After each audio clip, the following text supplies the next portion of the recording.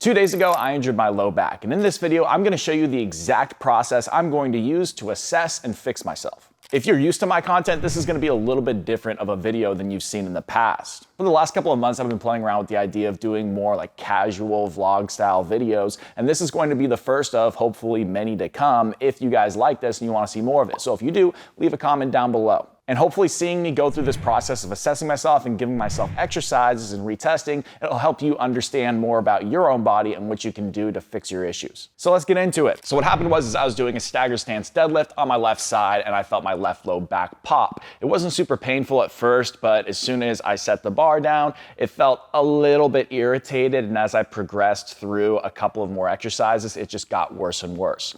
Now today, I'd say the pain is about a 5 to 6 out of 10 consistently. It's not too bad, but this is actually a very similar injury to the one I had that actually kind of started my entire journey going on this whole process of learning more about rehab and doing what I do today.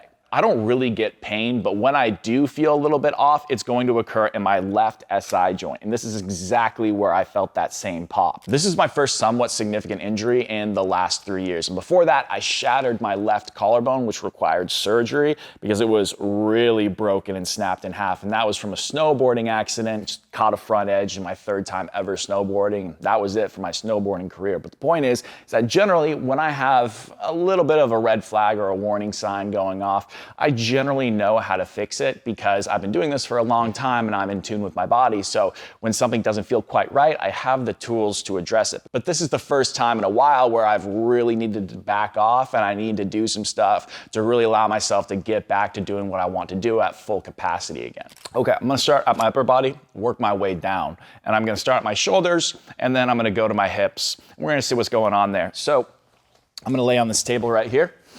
And what I'm gonna get an idea for is just some like side to side asymmetries. I'm gonna test my shoulder internal rotation here on the left, which is giving me an idea of how tight the front side of my shoulder and chest is. Right about here on my left side, any more than I'll have to pop up my shoulder here. And now I'm gonna test my external rotation on the left. Oh yeah, this is really limited, but this is expected. So this is reflecting how much tightness is on the back side of my rib cage, very generally speaking. This is pretty limited, worst it's been in quite a long time. Now we're gonna go over to the right side here. Here's my right internal rotation. Yeah, I'd say right about there. And I feel some tightness on the front side of my shoulder there. So yeah, I am definitely looking a lot more stiff than usual. External rotation, definitely better than the left. So I've got better left internal, better right external rotation. All right, now I'm gonna test my shoulder abduction on the left here. So this is a reflection of how well I can turn towards a given side, but I wanna make sure that I'm just moving through my shoulder right here. So this is my left. If I were to go back any further than probably right about here, I would have to open up my chest, and that's just moving my spine rather than through my shoulder. So yeah, my left definitely feels tight, but there's probably a lot of protective tension on the left side of my back body right now, so that would make sense. Now I'm gonna check my right side, and I expect this to be better because this is a reflection of how much space is open on the back side of your rib cage and shoulder. And I imagine my left side is pretty tight right now. So let's see what happens here. Get my shoulders stacked right here, and I'm gonna go back probably right about there. Any more than that, I'm gonna, again, have to roll open there. So would you say that this is better than the other side? Yep. Now let's get a feel for my lower body. Let's do a couple of tests to determine my asymmetries and range of motion there. So what I'm gonna do here is pull my feet close to my butt, and I'm gonna get a feel for how well I can turn to the left here before I feel like this right hand wants to move. I'd say it's right around here, more than I start to feel some tension in my left low back, and also I feel like I'm gonna start to move there. So that is definitely limited. Ideally, we'd be getting, around like the 70 to 80 degree range if this was 0 degrees. This is a reflection of how well can my pelvis turn to one side while my trunk stays turned to the other side. Dissociate those two sides, if you will. Now let's go check this really quick. I would say that this feels easier and it's going further. Am I still keeping this hand down there? Good, okay. All right, now I'm going to check my straight leg raise, and this is an important one because yes, it is a reflection of hamstring flexibility, but it's also a reflection of how much you can open up the backside of your pelvis and hips and move into internal rotation. So on my left side, probably done, yeah, right around here. I'm sure my other leg is starting to lift up at that point, so that does feel pretty restricted. And now let's check this right one, which feels easier for sure, but it still feels a little kind of shaky and off at that end range right there. But my right side looks better than my left.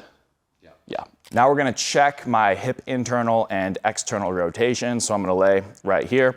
I'm gonna have my knees in line with each other, and I feel my sit bones evenly on both sides, and I'm gonna just rotate out like that. That's my left internal rotation. Pull this foot back, but still keep my knees in line. This is my left external rotation. Let's get a feel for the other side now. My right, okay. And then my right external rotation right about there. Any more than I'll have to move my whole leg. So these are reflections of what's going on within the ability for the femur to glide within the hip socket. Let me break all this down for you. Now I'm gonna do a quick Thomas test, which is a measurement of my hip extension, my ability to drop my leg down to this table. I don't love this test. I don't use it all the time, but in a pinch, it can give me a pretty good idea for how limited I generally am in hip extension. So all I'm gonna do is come back here, hug my knees to my chest gently like this, or just, to the point where there's no tension in the front of my hips. That's significant. And then I'm just gonna keep one leg in the same place, let the other one drop. I'd say I'm a little bit short there on the right, probably not too much. Yeah, I can shove it down, but I wanna let it fall, and it should easily be able to hit the table. And then let's look at this left one. Let's see what happens comparatively. Feels more limited. Does it look more limited? Yes. Yeah. Okay, yeah, there's definitely a difference there.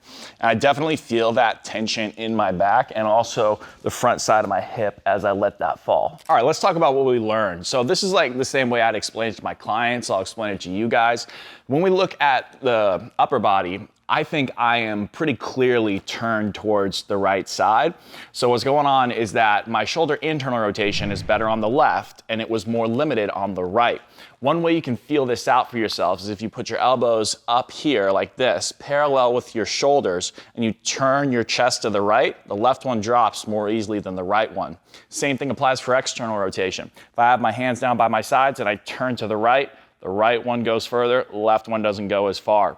And so this is a reflection of a basic surface level understanding, but if we get more into the nuanced mechanics of things, when you have a trunk that is relatively turned towards one direction, you're gonna see more tightness on the front side of this chest wall because this is being pulled in and down, more opening of this chest wall on the side that you are turned away from, which is the left here, and that's again, a reflection of your shoulder internal rotation capabilities, how much space you have open here relative to this side.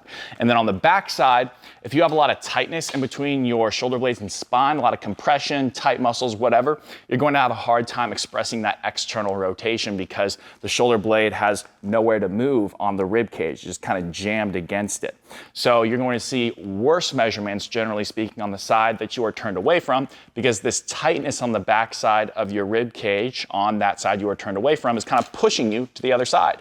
But if you're being pushed to the other side, then generally speaking, you're gonna have more space on the back right side because again, those ribs are being pushed back, therefore allowing for more opening of the back side of the rib cage, better expression of external rotation. And finally, shoulder abduction, I think is pretty obvious. If I'm turned to the right, then this is gonna be easier than this. And if we look at my lower body, I think it's also pretty clear that I'm turned to the right, which is my traditional pattern. Whenever I start to experience issues, this is something that we see is like, I tend to get a little bit more shifted over to the right side. So what we see here is that the pelvis is a little bit more forward on the left and it's tilted back on the right. And we see this represented in the test because I could more easily take my knees off to the right side while my trunk relatively stayed to the left. And that's a consideration here that would be reflected in this rightward oriented pelvis. I also had a better hip extension in that Thomas test on the right side versus the left. So if my left side is forward like that, then I'm not going to be able to drop my leg back as far behind me, but because my right side was rotated back, there's more space for me to access that hip extension. Finally, we have to consider the straight leg raise, which was better on the right side. A straight leg raise is a reflection of how much you can do two things: move into internal rotation of your femur, but also in order to get beyond about a 45-degree angle of a straight leg raise. If this is 0, this would be around like 45-ish. You have to be able to open up the backside of your pelvis and stretch out this space.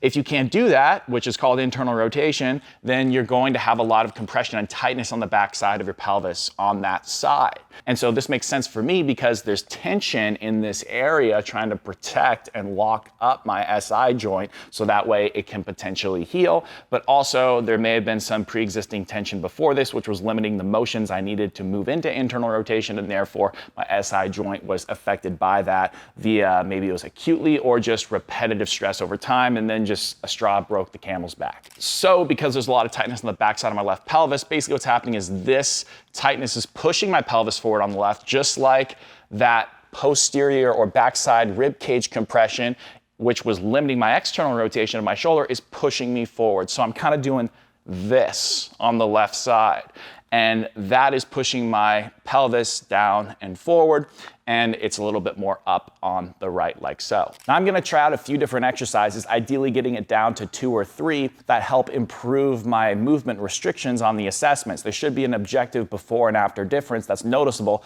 that helps me feel better and move better through these assessments. And if those improve, then I'm very likely going to be feeling better throughout the rest of my day, and I'll just keep doing these and I'll progress them over time, maybe do a follow-up video in the future too. Here's my strategy. What I wanna do is open up space in the backside of my pelvis, decompress this area, allow myself to not be glued shut into this position, so to speak. And then what I wanna do is train the ability for me to dynamically actually be able to shift into that left side more effectively without as much compensation and with genuinely good mechanics. And that will allow me to take stress off of my SI joint, and now my SI joint will be taking so much of a beating because I'll be able to evenly distribute and process forces throughout my body, my lower body, my rib cage, my pelvis, my core, etc. And then I need to integrate the ability for me to push out of my right side. So it's one thing to teach ourselves how to shift into our left, but in order to shift into our left, we have to push out of our right more effectively. I'm thinking about this in the context of like the gait cycle and walking. In order to effectively shift from side to side, you have to push out of one side, get into the other, then vice versa, flop it. So that's what I'm trying to do here, but in the context of pushing out of the right side and getting into the left side. So the first thing I'm gonna do is just passively decompress my pelvis, just get some space opened up, because what I'm doing is pushing my pelvis top, sort of like iliac crest, into this roller and allowing myself to just melt into this position. You see this all the time in my YouTube videos because it's just a nice opener to start getting that area to let go and improving internal rotation. I'm even gonna add a little bit of extra resistance because I know my body positively responds to this, which will help me decompress into this further. And then we'll make it a little bit more dynamic in a second. But right now I just wanna feel myself relax and really melt into that space. I'm just gonna take nice, slow breaths. It feels like there's a lot of pressure going into that bone right now, and that's good because the bone is kind of being turned in very subtly, and you can even feel, I can even feel just like a little bit of opening in the backside of my glute, which is really nice. This just feels so good for the right person. And again, like some of these things might work for you, others not as much. I know what my body kind of needs based off of my assessment, and I'm going off of that, but that does not mean that's what your body needs. I just did that for about a minute or so. Now I'm gonna ramp up a little bit more pressure going in here. So Ben, would you actually mind coming over here and pushing on the side of my hip? I'm just gonna get a little bit more pressure going down into this. I'm gonna prop myself up like that. Yeah, just press on my outside hip. Yeah, you can go a little bit harder than that. Even harder. Yeah, now I feel myself really getting some force down into that foam roller. I'm just gonna hang out here for about 30 seconds. And then we'll add a little bit more dynamic component to this. Okay, this exercise I'm gonna do only laying in this position, just like all the other asymmetrical variations. And I'm gonna teach myself how to use that new space I've opened up on my left back hip to shift into that when I dynamically move. So I'm gonna start like this, ball between the knees, neck and low back are relaxed, rib cage is down, and now I'm gonna inhale and very gently shift back. Exhale, very gently push down. And with each subsequent inhale and exhale, I'm gonna go a little further back, exhale, very gently push down. And I'm trying to create an association between my whole foot being flat on the left but particularly my heel and my base of the big toe, base of the little toe. I'm teaching myself, hey, when my pelvis is turning to the left and I'm loading that foot and leg, I'm using my inner thighs. I can use my inner thigh and internal rotators to my pelvis to help turn me towards that side and effectively hold me into that space where I'm shifting into the back of my hip like I am in this exercise. That is the context we're trying to create. We're not just activating our inner thighs, we're creating an association. I'm teaching myself an association between foot contacts, position of the leg, adductors working with the pelvis position as well. Okay, now we're gonna integrate it all together. So we have space now to shift over to the left side, but now what we wanna do is improve the ability and the mechanics associated with pushing out of the right side. So previously my pelvis looked like this. It was kind of like this. It was lower on the left, higher on the right, more space open on the back right, less space on the back left because that space is compressed, pushing me forward like this. So what I'm gonna do is I'm gonna kind of do this. And I'm exaggerating how much SI joint movement is present here. I'm just trying to get you the idea of like closing off muscles on the back right side of the pelvis, opening up the back left. And this will more effectively allow us to combine everything together to get us to better turn towards the left effectively. So muscles I'm gonna be going for are like my right glute to help get me to close this space off to push my pelvis to the left. And also I'm gonna be going after my left inner thigh muscle to help me better open up the ability to move into my left side. We wanna have some foot contacts present here because we wanna train the ability of pushing into the ground to push out of the right side, but also the left ground underneath the foot and the left pelvis turning into that and accepting that load. So here's a really nice all-in-one I like to use for this. Okay, so the goal of this activity is I want to get length through my right side and a push out of it and compression and proper shifting into the left. So I'm going to create a little tunnel right here in between my left abs and the ground, but I want to do that in the presence of my rib cage being down. So I'm going to exhale first. Fully rib cage down, and then I'm going to create that little tunnel by kind of pulling my shoulder underneath me like this. Now I have my left abs on, that's good. And keeping my right leg 95% locked out, but feeling the foot contacts of the base of the heel, the inner heel, the base of the big toe, base of the little toe right there. I'm going to push into the wall very gently. And that's gonna help turn my pelvis from right to left, maintaining this little bit of left abs. Then finally, I'm gonna push my left foot very gently into this box right here. So notice how I have 2 points of contact. Right pushing me into left, left foot grounding. It's like I'm teaching my body, hey, when I'm pushing out of my right side, I want my left side to accept that load and force going or starting to go into the ground. So I'm just gonna go push, feel my left abs engage a little bit more because of that push into the wall with my right foot, subtle pressure into the wall, into that box with my left foot. I'm gonna breathe in through my nose, out through my mouth, and all I should feel here are left abs, right back of my butt cheek, a little bit of side of my butt cheek, and left foot pressure. That's it. I should not feel my neck or low back kick on even a little bit. So I'm gonna check in with myself, make sure I stay relaxed. I'm gonna breathe here for sets of about 5 breaths or until I feel like I'm gonna lose something. All right, now we're gonna set up the table here. I already feel a little bit more grounded on my left foot. I feel like my left glute isn't as tight. There was a lot of tension I felt standing before I did that, so that's generally a positive sign. Right there. How does that look, Ben? Looks good? Okay, let's check the other side. Right there. All right. Internal rotation of the left shoulder feels pretty good. That feels pretty much unrestricted. Actively, about 70 degrees is good here. That's what I'm feeling. Let's go to the other side. Here's my right IR. That's also looking to be a little bit better. Still a little bit of room to go, but it feels smooth, like there's not really anything blocking it. And right external rotation now is pretty much almost all the way full.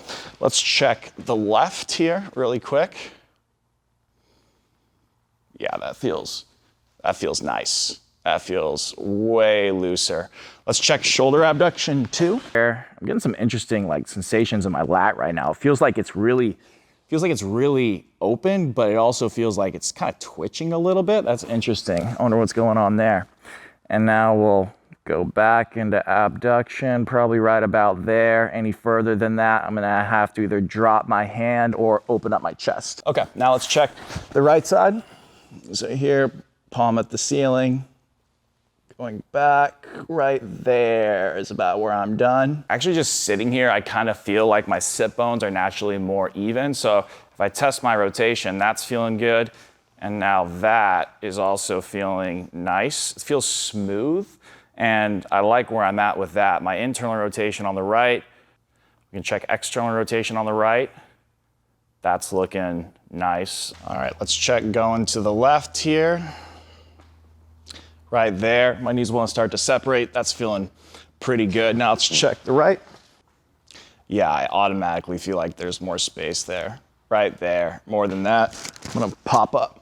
So what I'm gonna do moving forward is all 3 of those exercises in that specific order, and I'm gonna do them both in the morning and at night for the first week, probably about 2 sets of 10-ish breaths each. And then as I progress through the next weeks, I'm going to probably start to do them only once a day, but I'll also need to progress them at some point. So if you guys like this type of thing, you wanna see how I'm gonna incorporate this type of content and this type of methodology within my own training, leave a comment down below, because I'm just trying this out. I'm seeing if you guys like it, because I find it more fun and engaging to do more vlog-ish style stuff, and I'm sure we'll refine it over time and make it better. But let me know what you guys think. I appreciate you watching, and don't forget to like and subscribe if you enjoy this type of content, and I'll see you in the next one.